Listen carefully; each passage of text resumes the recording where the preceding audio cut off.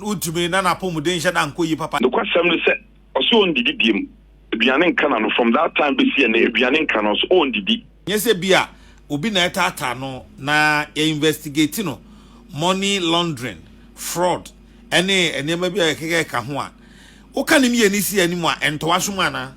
Every for Chema to be so called hunger strike in so Adriane and Canada until say Yoko for ebe releasing open some advertising we put that in services number down found on the Ghpage TV in pay for ending como and rather and a report by Betoja Yenina who be MPP executive for Estomi Yoko for headquarters and your monante ya in Omukodru or Mudu crown or motiletera form and your muchima bill conditioner yedia to Chema to me and also do sika 50 million Ghana cedis with 2 sureties and one day and ya de some benya say sika no na ye hwe ni mu say Iyoko ebe grant Chema Wontumi bill nenso so no o man grant ni bill and pay ya da sorry ya and the honorable Anodon pray e dia babel to just say Kim Chema Wontumi say wako hunger strike na hunger strike and so e kire say obi a all protesting against adia modeno FM eti Chema Wontumi hunger strike said the Iyoko for edeno FM no and they say or show for 1 month 3 months 6 months and 21 days to cry Chema Wontumi so obesha ho won fansuo aduane they say bibia enkana no munim so say ni partners asị so e wa bra nsuo ankana no aduane ankana no a wansha na ya mutu wayenya media na we no se Wontumi besha ho ache this a obedi e wo ho no eno na be kire we ento se ye grant Wontumi bill no na wafon akase one as boy enterprise we si wo na wo po no eni Wontumi se yaman bill 50 million Ghana cedis anambwa Your money bill, I know your bail term. Okay. 50 million Ghana cedis and 2 sureties. Not just say I fulfill this condition, no, and so much granted the bill.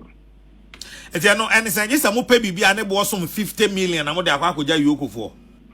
Na na ya okese wa being sa pepe. Na obia but a lot amranim for any omudi di assembly chipan ayo bia nwa amuti say we dey a clear political persecution because that 50 billion now sabi you are buying crocus are buying property worth 50 million Ghana cedi bra and you dey that from like I say an individual individual say get your fan with the so no dey mi say dey no ntimi nya no be busa wo interesting enti se edi bosome afe na Wontumi o meet sa conditions no a o hye ho na ni so no sa na tie but emramu no obetimi akipu obi beyond these hours a onfa nipa no court. These are questions, these are valid questions valid questions enti any lawyer for no so afa adwen a ye be hu ne pomasi bre na yewura remonacha o heavy Iyoko oya abranti a yetumi amount enra ye hwehwe ni mponi na kasa no o office but o ka chomo so mon kan che se oni ho omudi Wontumi ko share sales o bie na ho no ne lawyer for mpo hwehwe na kasa no o share office o ka chomo so o mon kan che so oni ho na ni re fi se appointment na di man no to me, it is the sovereign power of the people of this country. Sovereign power. Ghana for the man, President John Mahama. And no be no appointment in order to say appointment. You know, it is the boss, and so on. Yes, Edumana Sadia. I'm running now. Ha. The idea on say, Obibaka said, "Dear, Ekosui, any idea and one will be how more manufo and Kankani MPP NDC." Sana Modia Mohan, to me the idea and money young one. Then I'll catch a minute with Obuni Nidia Moa. Media Janami Nimbi, say, be or hoa, ye MPP for ya yen say ya, or the catcher mamintie. You are where you must some army and I'm an Ogusu may reference. I mean, some course will be a catcher on confer a bail term of 50 million and from brother.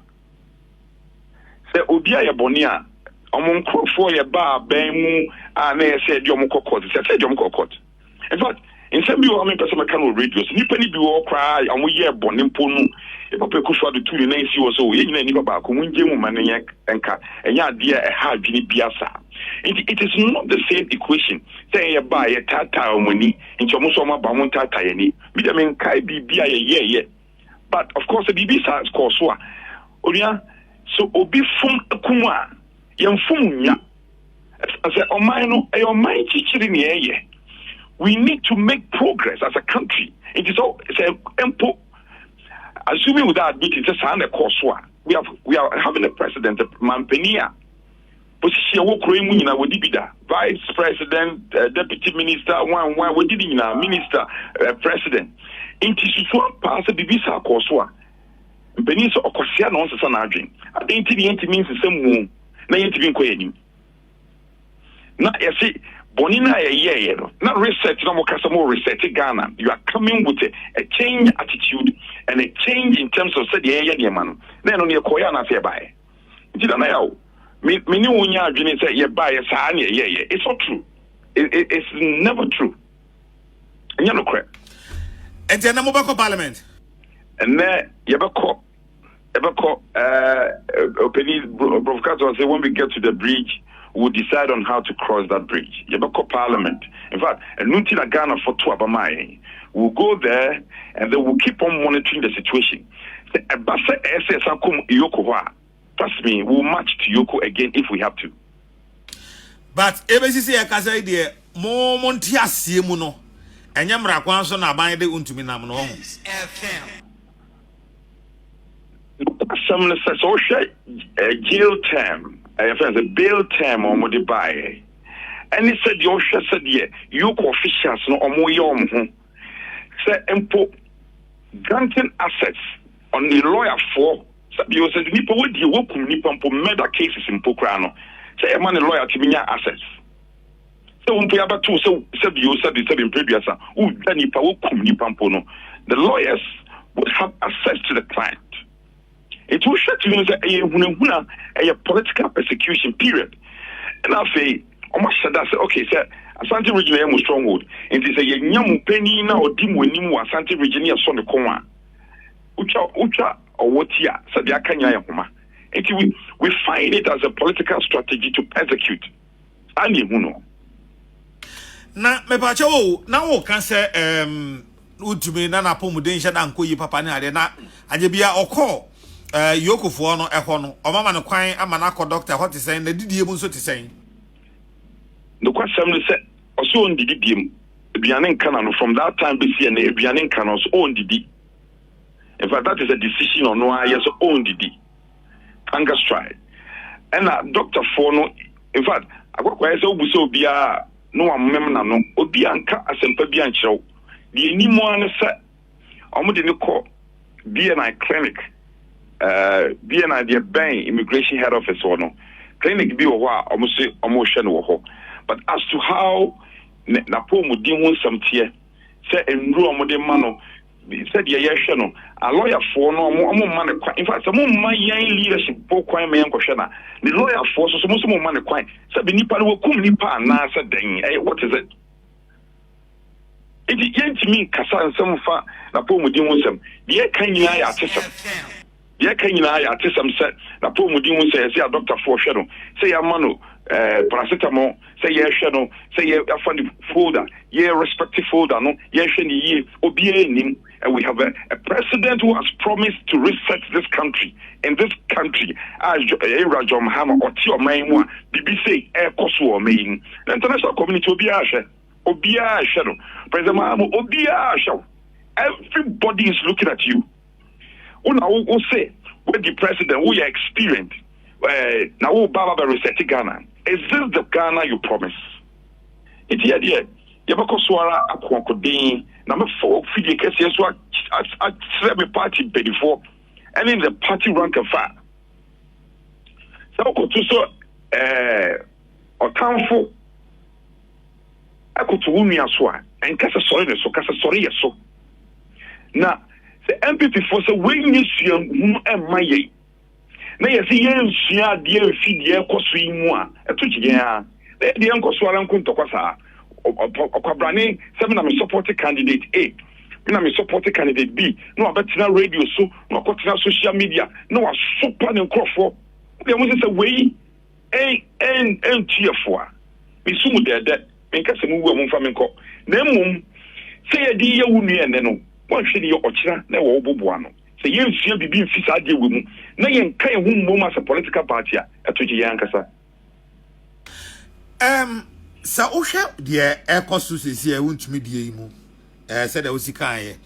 Now, the Deputy Attorney General Dr. Shrem Sayabeka said, Untumi na or no, yes, bia, Ubina Tatano, na investigating money laundering, fraud, and maybe a kahua. Okanimi and isi anymore, and Toasumana and Thomasum, Sabe, and Thomasum. In fact, just a minute, I'll say.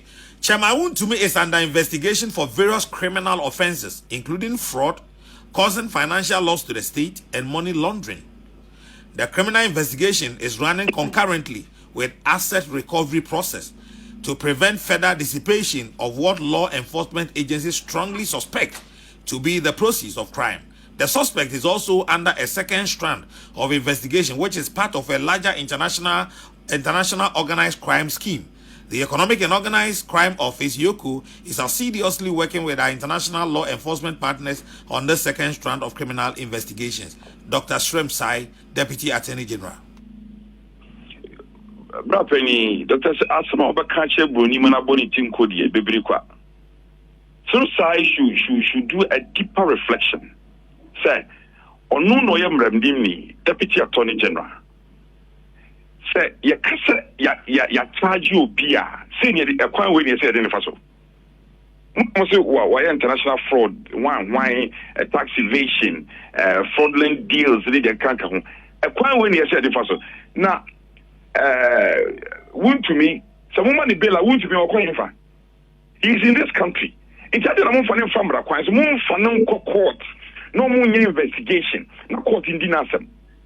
Because amusisino the bank account muzi ni panko fa bail term mra ni sika nyina mo de mo start so ni account nyina mo freeze ni cars na mo seize ni nyina no so what is the relevance because no mo ni lawyer for mo man the lawyer for man the one no and only edition infa so on no slim side no in fact say on mine boni kwa dunia de ne fa sa kwan we so ebe ne dana Onimura.